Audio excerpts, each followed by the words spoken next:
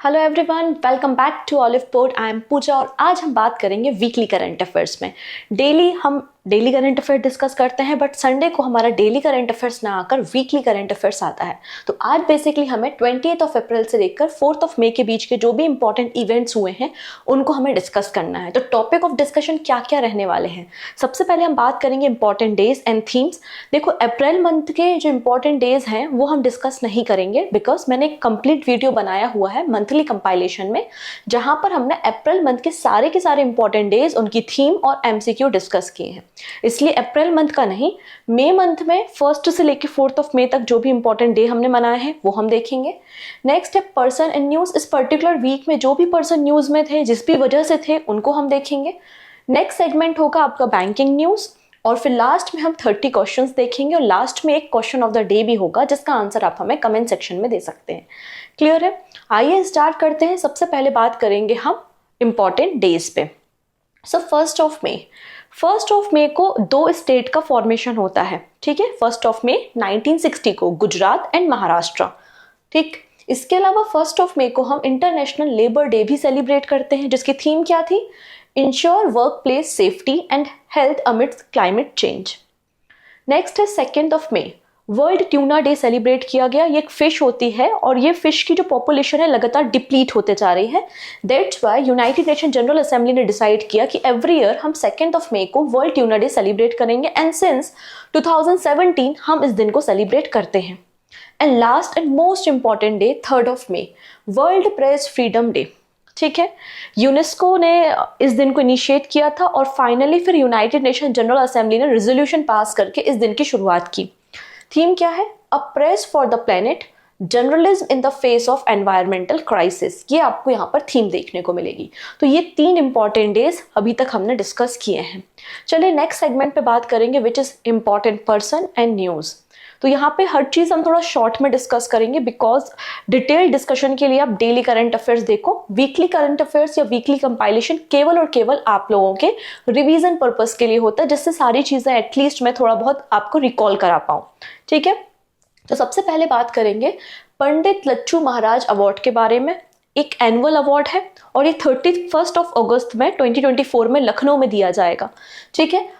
पंडित लच्छू महाराज जी का रिलेशन आप देखेंगे कथक से एसोसिएटेड रहे हैं और इनके नाम पर ही अवार्ड दिए जाते हैं। तो 2024 का पंडित लच्छू महाराज अवार्ड 10 पर्सनालिटी को दिया जाएगा। कितने लोगों को? 10 पर्सन्स को दिया जाएगा।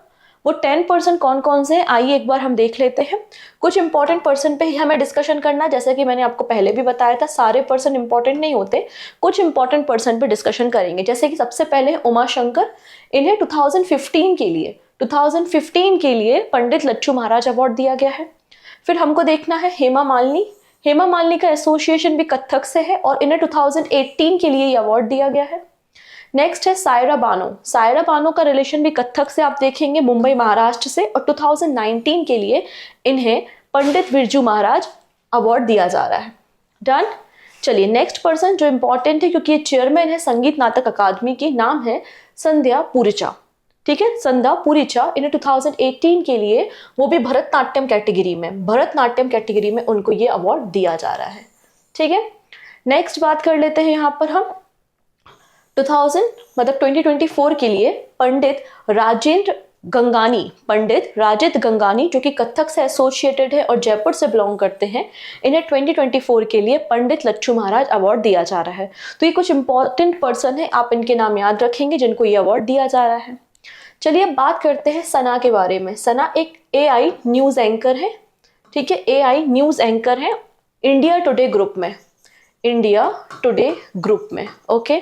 तो recently global media award distribute किए गए हैं लंदन में, और 2 अलग अलग कैटेगरी में सना को अवार्ड दिया गया है। पहला प्राइज इन्हें मिला है best use of AI in the customer facing product category में, एंड सेकेंड अवार्ड इनको मिला है best in south Asia for AI lead news room transformation award. तो सना आपको याद रखना है, इंडिया टुडे में एंकर हैं ये AI, ठीक। अगला अवार्ड बहुत इंपॉर्टेंट है, जिसे हम कह सकते हैं एनवायरनमेंट का नोबेल प्राइज भी कहते हैं। हम बात कर रहे हैं 2024 गोल्डमैन प्राइज के बारे में। 2024 का गोल्डमैन प्राइज, ये दिया गया है आलोक शुक्ला को। एक्चुअली 7 पर्सन को दिया गया है, उनमें से एक इंडियन है, उनका नाम है आलोक शुक्ला। ये छत्तीसगढ़ से बिलोंग करते हैं बेसिकली, और इन्होंने छत्तीसगढ़ में, छत्तीसगढ़ के लंग्स कहलाने वाले जो फॉरेस्ट हैं आपका हसदेव फॉरेस्ट, तो हसदेव फॉरेस्ट को बचाने के लिए इन्होंने कैंपेन रन किया था, क्योंकि यहाँ पे आपको 23 ब्लॉक कोल के देखने को मिलते हैं। एंड गवर्नमेंट ने बिडिंग भी की थी, जो प्राइवेट प्लेयर आए थे तो 2 ब्लॉक को बेचा भी था कि आप यहाँ पे क्या कर सकते हो, माइनिंग कर सकते हो। अब माइनिंग होगी तो जंगलों को काटा जाएगा, तो इसलिए यहाँ पर आलोक शुक्ला जी के द्वारा कैंपेन रन किया गया था। तो जंगलों को बचाने के लिए हसदेव के जंगल, जो कि आपके छत्तीसगढ़ में है, इसलिए इन्हें 2024 का गोल्डमैन एनवायरमेंटल प्राइज दिया गया है। ठीक, अब यहाँ पे 6 पर्सन है जिनको ये अवार्ड दिया गया है, लेकिन हमारे लिए जो इम्पोर्टेंट है वो आलोक शुक्ला है इंडिया से। अगले पर्सन बात कर रहे हैं युवराज सिंह, और इन्हें ICC men's T20 world cup, आने वाले जो जून में वर्ल्ड कप होने वाले हैं ना आपकी यूएसए में और वेस्ट इंडीज में, तो इसके लिए इन्हें एम्बेसडर बनाया गया है। ये पहले पर्सन नहीं है जिनको एम्बेसडर बनाया है, इसके पहले अगर आप देखेंगे तो आपको कुछ और नाम मिलेंगे, जैसे कि उसेन बोल्ट का नाम मिलेगा, क्रिस गेल का नाम मिलेगा। इन्हें भी एम्बेसडर बनाया गया है आने वाले T20 वर्ल्ड कप के लिए। अगले पर्सन, इनका नाम है अभय शर्मा, और ये इंडियन फॉर्मर क्रिकेटर हैं और दिल्ली के लिए, रेलवे के लिए ये खेला करते थे। अभय शर्मा रिसेंटली इन्हें हेड कोच बनाया गया है युगांडा ने अपनी टीम के लिए, तो युगांडा भी पार्टिसिपेट कर रहा है आपके T20 वर्ल्ड कप में, तो उस टीम के लिए हेड कोच किसे बनाया है युगांडा ने, अभय शर्मा को बनाया है। तो अभय शर्मा का नाम हम देखेंगे कि इनका रिलेशन क्रिकेट से है। नेक्स्ट अवार्ड के बारे में बात करते हैं। 2024 Cambridge dedicated teacher award for MENA, मतलब Middle East and North Africa.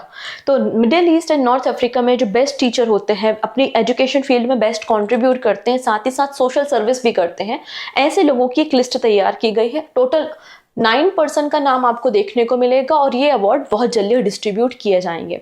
ठीक है, तो इसमें आपको एक नाम देखने को मिलता है, वो है गीना जस्टिस। गीना जस्टिस बेसिकली केरला से बिलोंग करती हैं, और UAE के स्कूल में ये टीचर देखने को आपको मिल जाएंगी, तो इनका नाम भी इस लिस्ट में इंक्लूड किया गया है। तो गीना जस्टिस का नाम हमारे लिए इंपॉर्टेंट है। अगले पर्सन, ये हमारे लिए और भी ज्यादा इंपॉर्टेंट है, उसका रीजन थोड़ी देर में आपको पता चल जाएगा। ठीक है, हम बात कर रहे हैं भारत बायोटेक के promoter Krishna Ila. Krishna Ila become the new president of IVMA. What is the IVMA? मतलब Indian Vaccine Manufacturer Association। इसके प्रेसिडेंट 2 इयर्स के लिए, 2 सालों के लिए कौन बन गए हैं, तो कृष्णन ईला बन गए हैं। और कृष्णा ईला ने किसे रिप्लेस किया है, किसे ओवरटेक किया है, तो आंसर हो जाएगा अदर सी पूनावाला को इन्होंने रिप्लेस किया है। बेसिकली ये जो बॉडी है ना IVMA, मतलब इंडिया वैक्सीन मैन्युफैक्चरिंग एसोसिएशन, ये हमारे देश में वैक्सीनेशन को डेवलप करने के लिए, रिसर्च करने के लिए प्रमोट करती है, जिससे अफोर्डेबल प्राइस में सभी के लिए वैक्सीन अवेलेबल हो सके। इसका फॉर्मेशन 2010 में हुआ था। ठीक है, अदर पूनावाला जो है वो चीफ एग्जीक्यूटिव ऑफिसर है, मतलब CEO है सीरम इंस्टीट्यूट ऑफ इंडिया के। और अभी सीरम इंस्टीट्यूट ऑफ इंडिया और एस्ट्राजेनेका की एक वैक्सीन थी जो कि न्यूज में थी, कोविशील्ड, और पाया गया कि कोविशील्ड के काफी ज्यादा साइड इफेक्ट हो रहे हैं, और इसलिए ये न्यूज में भी आपको देखने को मिल रहा है। अगले पर्सन है जस्टिस दिनेश कुमार।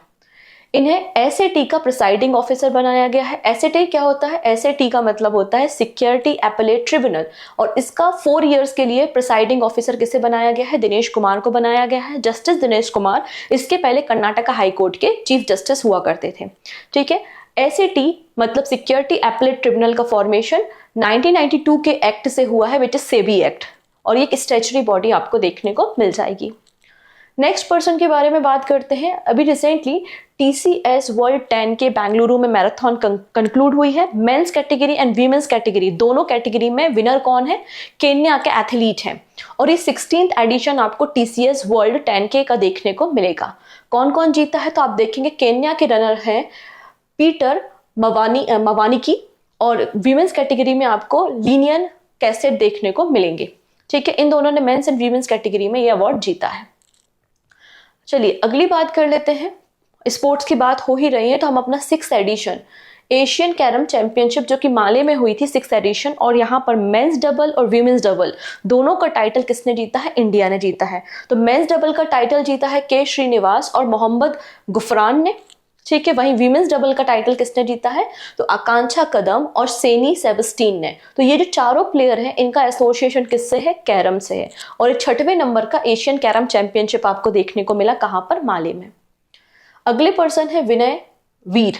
विनय वीर एक जर्नलिस्ट थे और इन्होंने हिंदी मिलाप नाम से एक डेली पब्लिश किया करते थे, एडिटर थे बेसिकली। जर्नलिज्म से इनका रिलेशन रहा है और ही पास्ड अवे रिसेंटली, तो आपको इनका प्रोफेशन पता होना चाहिए। अगली पर्सन बहुत इंपॉर्टेंट है, ये कौन है, आर वैशाली है, जो कि आर प्रज्ञानंदन की सिस्टर है। रिसेंटली इन्हें फिडे ने ग्रैंड मास्टर टाइटल दिया है और ये ग्रैंड मास्टर टाइटल पाने वाली फिडे से 3rd नंबर की वीमेन बन गई हैं। आर वैशाली के पहले कोनेरू हम्पी और हरिका दोरनावली को यह अवार्ड दिया जा चुका है, ठीक है। तो इसलिए आर वैशाली का नाम याद रखेंगे, चेस प्लेयर है। अगले पर्सन जो है वो कृष्णा स्वामीनाथन है। इन्हें vice chief of the naval staff बनाया गया है। हम सभी को पता है हमारी कंट्री के जो चीफ ऑफ नेवल स्टाफ बन गए हैं वो दिनेश कुमार बन गए हैं, और vice chief of naval staff कौन बने हैं, कृष्णा स्वामीनाथन आपको देखने को मिलेंगे। नेक्स्ट है मिनिस्ट्री ऑफ कॉर्पोरेट अफेयर्स ने हितेश सेठिया को जियो फाइनेंशियल सर्विस का एमडी एंड सीईओ बनाया है 3 सालों के लिए, for the period of 3 years, ठीक है। इनका टेन्योर 15 नवंबर से स्टार्ट होगा। अब बात कर लेते हैं आकाशवाणी की डायरेक्टर जनरल के बारे में। तो रिसेंटली आकाशवाणी ने अपना नया डायरेक्टर जनरल किसे बनाया है, मौसमी चक्रवर्ती को बनाया है। ऑल इंडिया रेडियो को ही आज के समय में हम आकाशवाणी के नाम से जानते हैं और इसका फॉर्मेशन 1936 में हुआ था। तो मौसमी चक्रवर्ती हमारे लिए इंपॉर्टेंट है। अगली पर्सन है डॉक्टर वीना मोदी, जो कि मैनेजिंग डायरेक्टर एंड चेयरपर्सन है के मोदी इंटरप्राइजेस की, और इन्हें कॉर्पोरेट सोशल रिस्पॉन्सिबिलिटी के लिए अवार्ड दिया गया है और ये अवार्ड रिसेंटली हमारे वाइस प्रेसिडेंट ने इनको दिया है, ठीक। अगली पर्सन इंपॉर्टेंट है green Oscar Whitley gold award 2024। तो 2nd टाइम ये जो अवार्ड है ये पूर्णिमा देवी वर्मन को दिया जा रहा है और ये आसाम से बिलोंग करती हैं। इन्होंने बेसिकली ये जो आपको बर्ड दिख रहा है जो कि इंडेंजर बर्ड है और आसाम स्टेट में पाया जाता है, नाम है इसका हरजिला, इसको प्रोटेक्ट करने का काम इन्होंने किया, इसलिए इन्हें 2nd time green Oscar Whitley gold award दिया जा रहा है।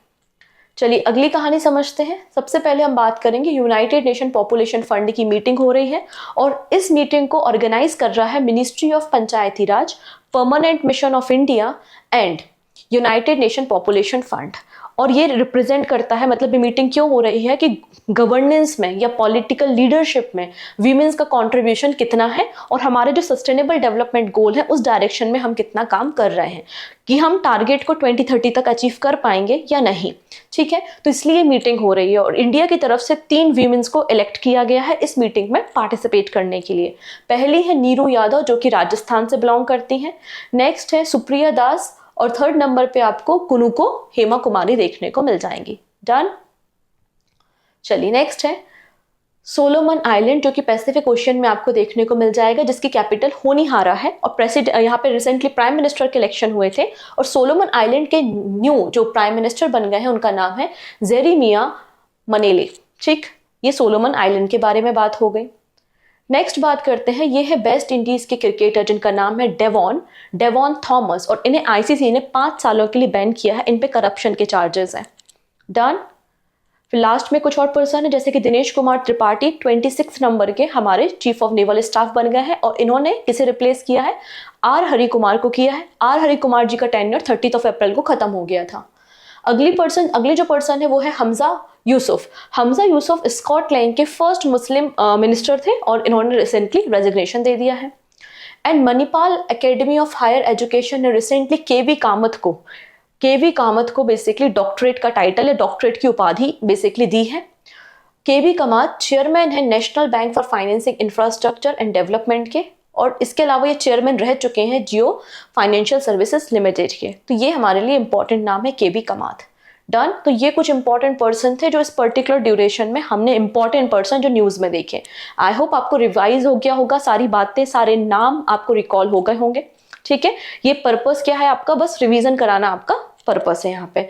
अब बात कर लेते हैं हम पीडीएफ के बारे में। तो ये जो वीकली करंट अफेयर्स हमारा अभी चल रहा है इसका पीडीएफ आपको 2 जगहों से मिल सकता है। पहला है आप टेलीग्राम चैनल ज्वाइन कीजिए, सिंपली सर्च करना current affairs with Pooja ma'am, तो आपको वहां से पीडीएफ मिल जाएगी।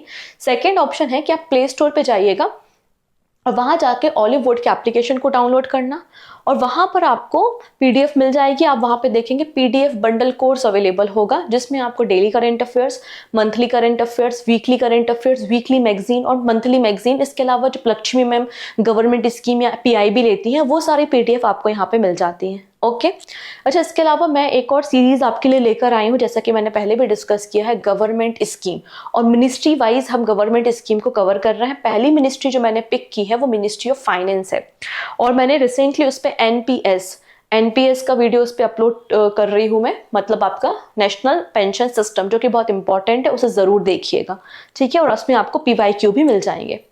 अब बात करते हैं बैंकिंग न्यूज, जो इस पर्टिकुलर ड्यूरेशन में हमको इंपॉर्टेंट लगी।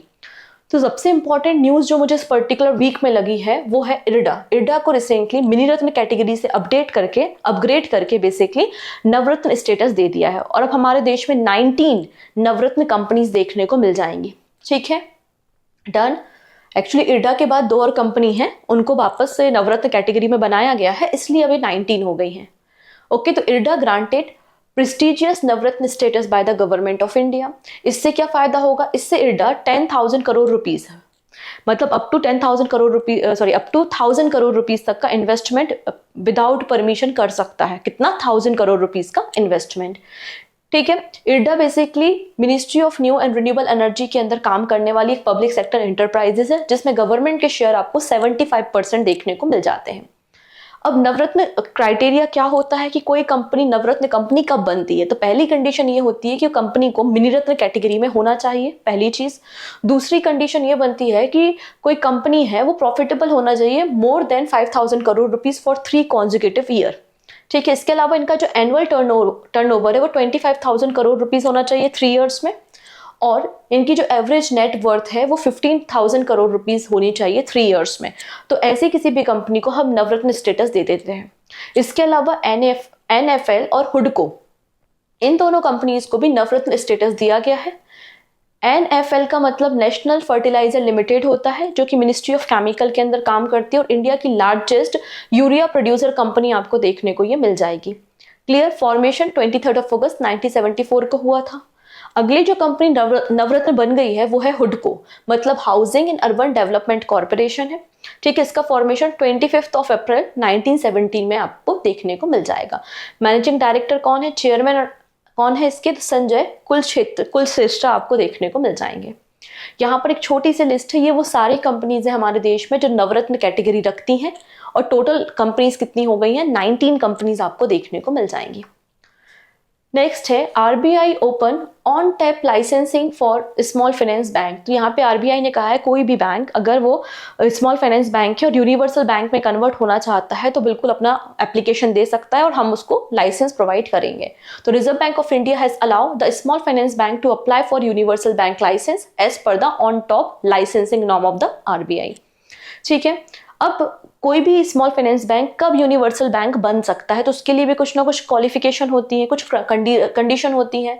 क्या कंडीशन है? कोई भी स्मॉल फाइनेंस बैंक जिसका लास्ट 5 ईयर का जो रिकॉर्ड है वो चेक किया जाएगा, वो प्रॉफिटेबल है या नहीं है, ऑन ट्रैक चल रही है कि नहीं, आपका परफॉर्मेंस सेटिस्फैक्ट्री है या नहीं, ये सारी चीजें चेक की जाएंगी। इसके अलावा वो small finance bank stock exchange में, रिकॉग्नाइज स्टॉक एक्सचेंज में रजिस्टर होना चाहिए। ठीक है, मिनिमम नेटवर्थ 1,000 करोड़ रुपीस होना चाहिए। फिर यहाँ पे बोला गया है कि जो capital to risk weighted asset ratio है जो वेसल्स नॉर्म के अंदर आता है वो आपका एक्यूरेट मेंटेन होना चाहिए। ठीक है, net profit last 2 financial year में आपका देखा जाएगा। आपका एनपीए चेक किया जाएगा कि आपका जो एनपीए है वो मतलब non performing asset of the less than और इक्वल टू 3% होना चाहिए। तो ऐसे कुछ कंडीशंस को चेक किया जाता है, और इसके बाद अगर कोई बैंक इन सारी कंडीशन को फुलफिल करता है, स्मॉल फाइनेंस बैंक, तो उसको यूनिवर्सल बैंक का लाइसेंस दिया जाता है। ठीक है, यूनिवर्सल बैंक क्या होते हैं? यूनिवर्सल बैंक वो होते हैं जिसमें आपको सारे मतलब एक रूफ टॉप के नीचे सारी बैंकिंग फैसिलिटी आपको एक ही जगह पे देखने को मिल जाती है। मतलब ऐसे बैंक्स जो कि आपको प्रोवाइड करेंगे retail banking, wholesale banking, investment banking आपको प्रोवाइड करेंगे। ठीक है, अभी जो टॉप पर हमारे देश में स्मॉल फाइनेंस बैंक चल रहा है वो आपको एयू स्मॉल फाइनेंस बैंक देखने को मिल जाएगा। ठीक है, इसके अलावा अभी हमारे देश में total number of small finance bank की संख्या कितनी है? 12 आपको स्मॉल फाइनेंस बैंक देखने को मिलेंगे। और हमारे देश का जो पहला स्मॉल फाइनेंस बैंक है वो है capital small finance bank. Okay, तो ये कुछ एडिशनल इन्फॉर्मेशन थी। आपको ये टेबल भी दिख जाएगी जिसमें आपको 12 इंडिया के स्मॉल फाइनेंस बैंक उनके हेडक्वार्टर के साथ देखने को मिलेंगे। डन। रिसेंटली आरबीआई ने अपना जो पेमेंट एग्रीगेटर फ्रेमवर्क है उसके अंदर ग्रो एंड वर्ल्ड लाइन को as a payment aggregator license दिया है under the payment and settlement system act of 2007। Okay, this is important.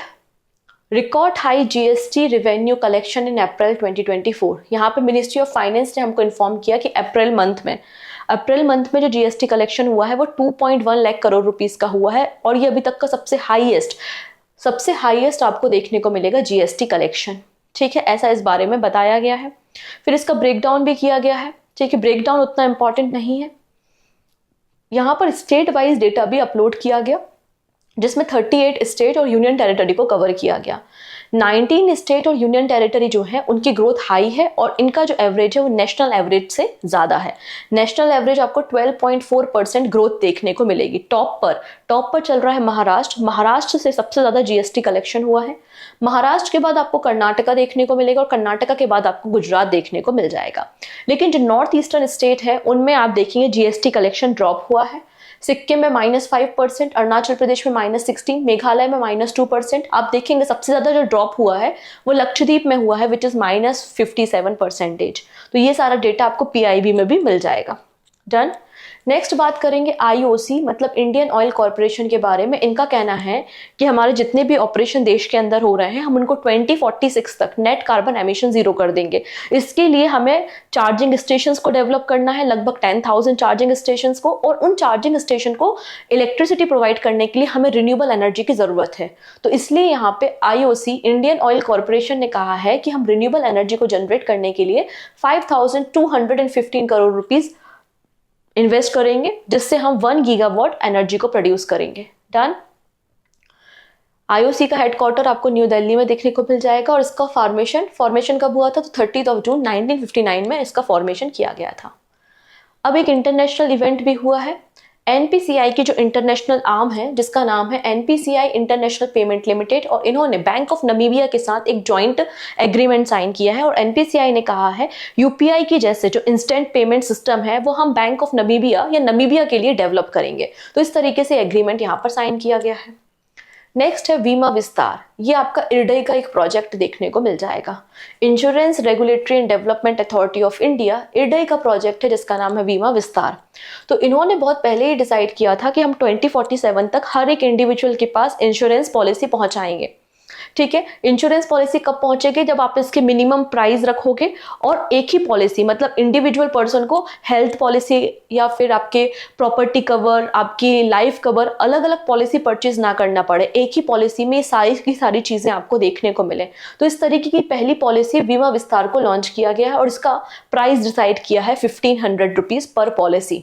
ठीक है, तो insurance regulatory and development authority of India has proposed to price Bima Vistaar it ambitious all in one affordable insurance mass product, और जिसका target area है rural area of the country. और यहाँ पे policy का प्राइस कितना होगा? 1500 रुपीज पर पॉलिसी होगा। ठीक है, ये पहली अपनी तरीके की पॉलिसी है जिसमें आपको अफोर्डेबल प्राइस पे लाइफ इंश्योरेंस, हेल्थ इंश्योरेंस और प्रॉपर्टी कवर तीनों चीजें एक ही पॉलिसी में मिल जाएंगी।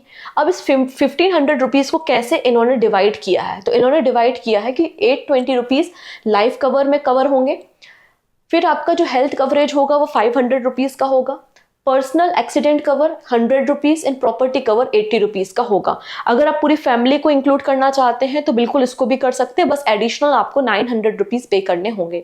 ठीक है, कोई भी एजेंट जब बीमा विस्तार पॉलिसी को बेचेगा तो उसको 10% का कमीशन भी दिया जाएगा, ऐसा इरडई ने हमको कहा है। इसके अलावा कहा है कि लाइफ या पर्सनल एक्सीडेंट या प्रॉपर्टी कवर में 2 लाख रुपीज यहाँ पर प्रोवाइड किए जाएंगे हर एक फैमिली मेंबर को। डन।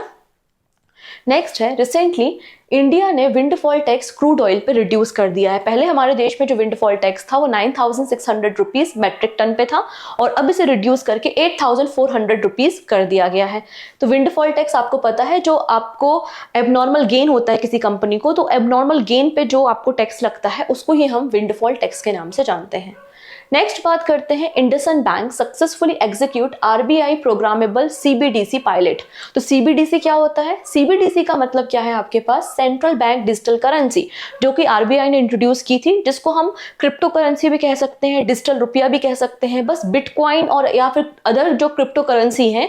और उसमें और सीबीडीसी में क्या अंतर है कि सीबीडीसी लीगलाइज है और आरबीआई इसको कंट्रोल करती है। ठीक है, इतनी चीजें। अब यहाँ पर सेंट्रल बैंक डिजिटल करेंसी के जरिए इंडसइंड बैंक ने पहली बार इसका इस्तेमाल करते हुए अपने प्रोजेक्ट को रन किया है, जिसमें फार्मर्स को, रत्नागिरी डिस्ट्रिक्ट ऑफ महाराष्ट्र के फार्मर्स को उनके अकाउंट में डिजिटल करेंसी को ट्रांसफर किया है। ठीक है, ऐसा करने वाला बैंक कौन है? इंडसइंड बैंक है। आपको यहाँ पे कुछ और इन्फॉर्मेशन मिल जाएगी अबाउट द सीबीडीसी। अगर हम बात करते हैं पहला ऐसा कौन सा इकोनॉमी है जिसने अपना सीबीडीसी या डिजिटल करेंसी को लॉन्च किया था, जिसका नाम है सेंड डॉलर। तो ये आपको देखने को मिलेगा यहाँ पर, ये बहामस, जो आपको अटलांटिक ओशियन में एक आइलैंड नेशन देखने को मिल जाएगा। ठीक, अब यहाँ पे 2-3 रैंकिंग हम देखेंगे और उसके बाद एमसीक्यू को डिस्कस करेंगे। अंकटाट, तो अंकटाट की एक रिपोर्ट आई है, ठीक है, और इन्होंने क्या कहा है कि इंडिया सर्विस एक्सपोर्ट ग्रो 11.4% इन 2023।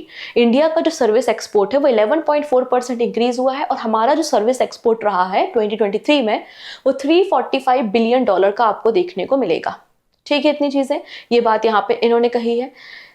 हमने ट्रेवल, ट्रांसपोर्ट, मेडिकल, इन सारे सेक्टर में कंट्रीब्यूट किया है, जिसके कारण हमारी जो ग्रोथ है वो 11.4% की देखी गई है। लीडिंग एक्सपोर्टर कौन रहे हैं?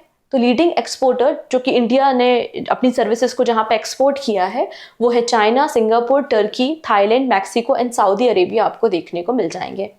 डन इतनी चीजें। वहीं इंडिया का जो इम्पोर्ट है वो 0.4% से डिक्लाइन हुआ है। ठीक है, एक्सपोर्ट तो 11.4% से इंक्रीज हुआ है, कहां पर? आपका सर्विसेज में, बट इंपोर्ट जो है वो 0.4% से डिक्लाइन हुआ है। कितना रहा हमारा इंपोर्ट? $248 बिलियन का है, जबकि एक्सपोर्ट कितना था? $345 बिलियन का आपको देखने को मिल जाएगा। नेक्स्ट है, national institute of public finance and policy ने रिसेंटली FY 23-24 की रिपोर्ट को पब्लिश किया है न्यू दिल्ली में। इन्होंने कहा है कि FY 25 में भारत की जीडीपी ग्रोथ 7.1 से लेकर 7.4% तक रहेगी। इसका रीजन ये बताया है कि गवर्नमेंट कैपिटल एक्सपेंडिचर बहुत ज्यादा कर रही है, दैट्स व्हाई इंडिया की ग्रोथ 7.1 से लेकर 7.4% तक रहेगी according to the NIPFP। Done. Next बात करते हैं, ICICI Bank joins India's top 5 companies with market cap surpassing 8 trillion rupees. तो यहाँ पर अगर हम अपने देश की 5 ऐसी कंपनीज के बारे में बात करते हैं जिनका मार्केट कैप 8 ट्रिलियन से ज्यादा है, 8 ट्रिलियन रुपीस से ज्यादा है, तो उसमें आपको 5th पोजीशन पे ICICI बैंक देखने को मिलेगा। ICICI बैंक का जो मार्केट कैपिटल है, आप देखेंगे जो आपका कैपिटलाइजेशन है, मार्केट कैप है, वो 8.14 ट्रिलियन रुपीस देखने को मिलेगा। फर्स्ट नंबर पे, 5th नंबर पे तो ICICI बैंक है, फर्स्ट नंबर पे रिलायंस देखने को मिलेगा। रिलायंस की पोजीशन आपको फर्स्ट मिलेगी, इसका जो मार्केट कैप है वो 19.8 ट्रिलियन रुपीस है। सेकंड नंबर पे TCS, फिर HDFC बैंक और फिर आपको SBI देखने को मिल जाएगा। डन। नेक्स्ट है OECD, मतलब organisation for economic cooperation and development ने अपनी लेटेस्ट रिपोर्ट को पब्लिश किया है और रिपोर्ट का नाम क्या है? इकोनॉमी आउटलुक रिपोर्ट है। इन्होंने भी बेसिकली फॉरकास्टिंग की है कि आने वाले समय में इंडिया का जीडीपी ग्रोथ क्या रहेगा और वर्ल्ड की इकोनॉमी ग्रोथ क्या रहेगी। ठीक है, तो पहले इंडिया के रिस्पेक्ट में बात करते हैं। तो इन्होंने कहा कि 2024-25 में इंडिया का जो इकोनॉमिक ग्रोथ है वो 6.6% रहेगा एंड सिमिलर 2025-26 में भी इंडिया की जो ग्रोथ है वो 6.6% रहेगी।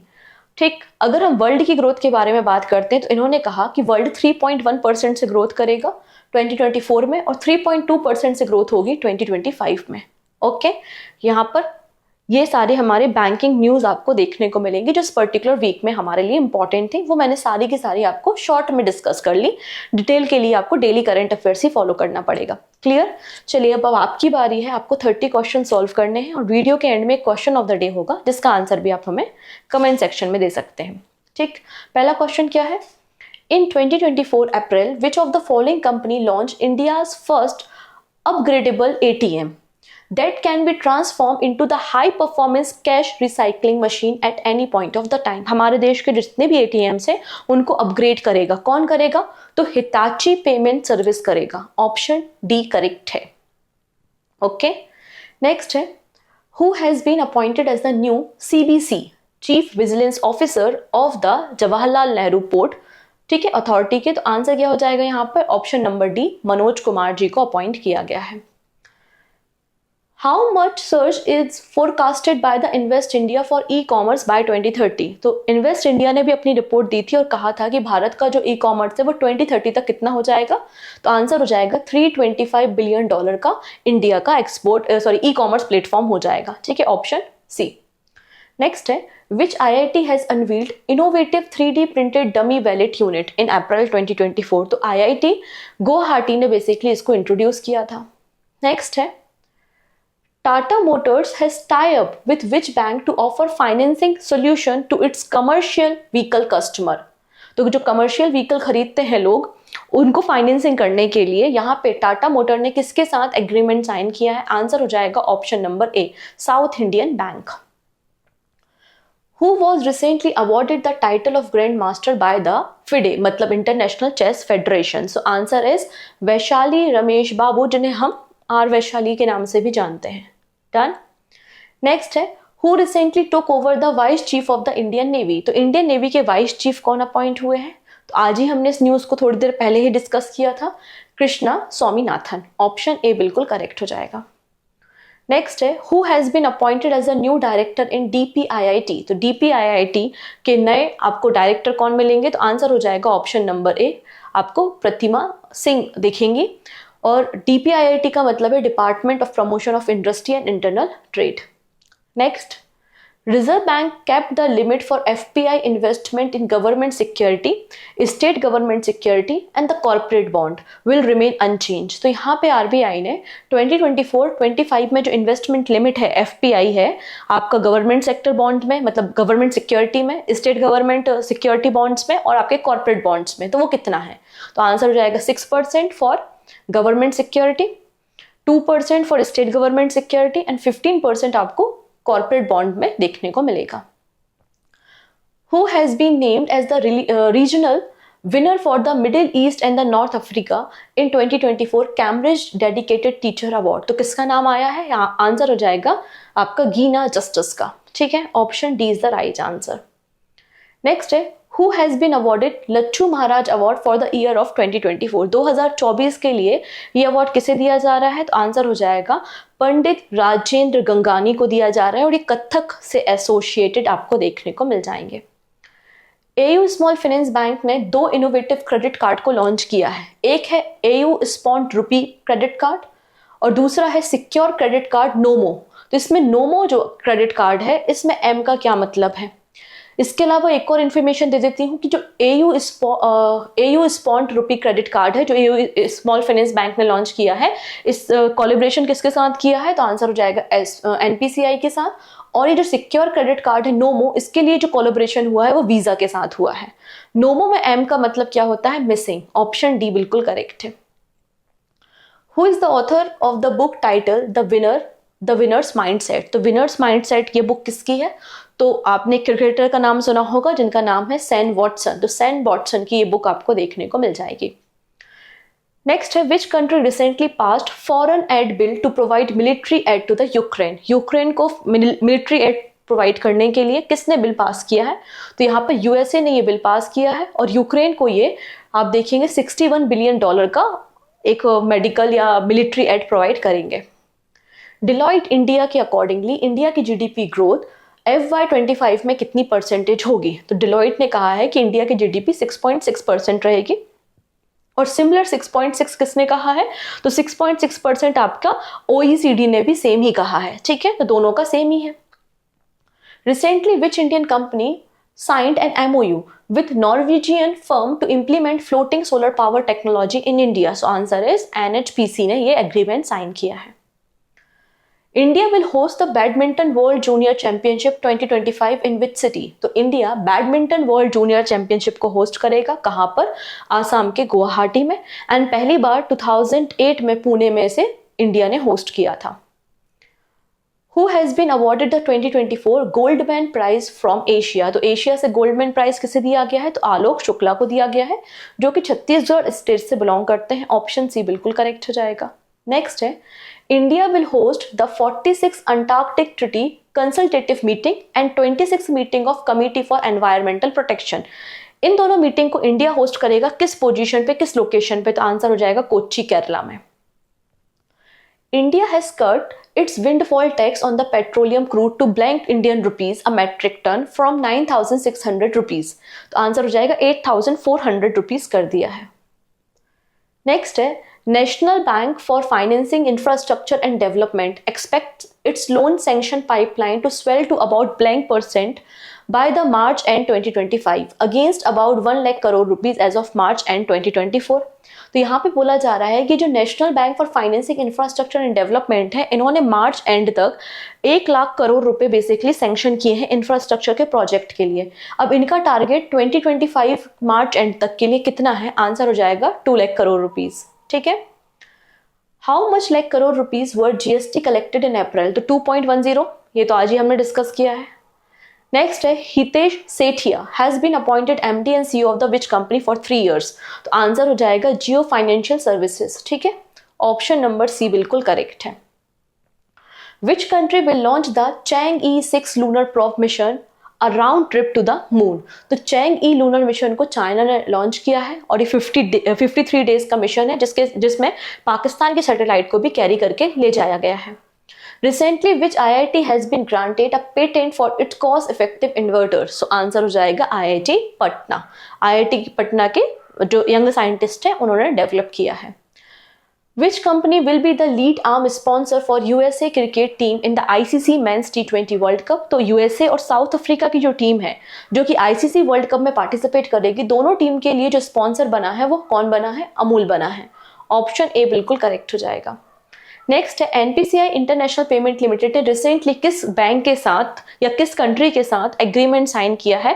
यूपीआई जैसा इंस्टेंट पेमेंट प्लेटफॉर्म डेवलप करेंगे। तो आंसर हो जाएगा bank of Namibia. Option B is the right answer.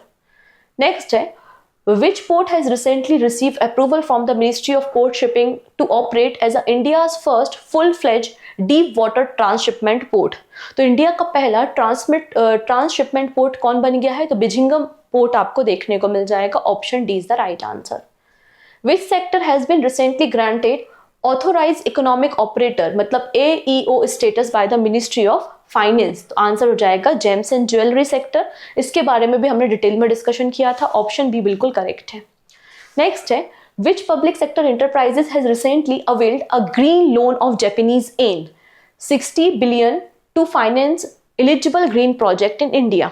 तो हमारे देश के ग्रीन प्रोजेक्ट को फाइनेंस करने के लिए यहाँ पर 60 बिलियन जापानीज येन का लोन किसने लिया है? तो ये लोन लिया है REC ने। ठीक है, REC, option C. And this is question of the day. Search कीजिएगा अगर आंसर नहीं पता। अगर आंसर पता है तो बिल्कुल तुरंत आप कमेंट सेक्शन में बता सकते हैं। With which ministry has the Indian air force recently sign a memorandum of understanding to integrate the DigiLocker platform? ठीक है, तो यहाँ पे बोला जा रहा है कि इंडियन एयरफोर्स ने किस मिनिस्ट्री के साथ यहाँ पर एक MOU साइन किया है डिजी लॉकर प्लेटफॉर्म को इंटीग्रेट करने के लिए। 4 ऑप्शन है, एजुकेशन मिनिस्ट्री है, या ministry of science and technology है, आपका मैथ्री है, या फिर कम्युनिकेशन है। जो भी सही आंसर है आप हमें कमेंट में बताएंगे। इसके अलावा आप अपना स्कोर भी हमें कमेंट में बताएंगे कि 30 क्वेश्चन में से आपके कितने सही रहे। बाकी सारी बातें हम कल करते हैं मॉर्निंग 7 AM अपने नए करेंट अफेयर्स में। तब तक अपना ध्यान रखेंगे। Take care and bye bye.